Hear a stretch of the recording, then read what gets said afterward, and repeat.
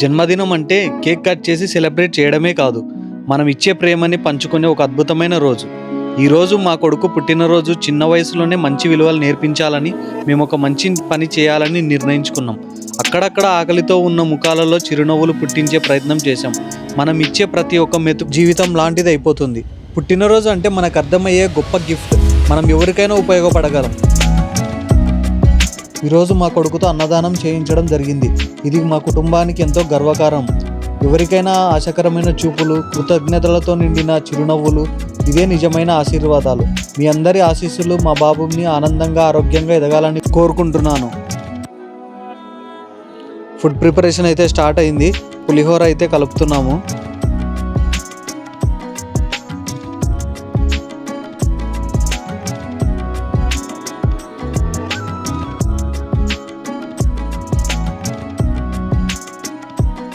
Preparation అయితే start అయింది.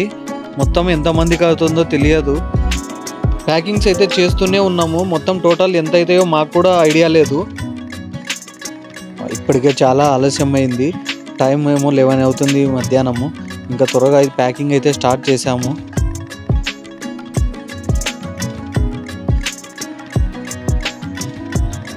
ఇంకా భోజనానికి లేట్ అవుతుందని త్వరగా నేను మా మిస్సెస్ ఇద్దరం కలిసి ప్యాకింగ్ అయితే స్టార్ట్ చేస్తున్నాము. చేదోడు వాదోడుగా మా పిల్లలు కూడా మాకు హెల్ప్ చేస్తున్నారు. ఫైనల్గా ప్యాకింగ్ అయితే కంప్లీట్ అయిపోయింది.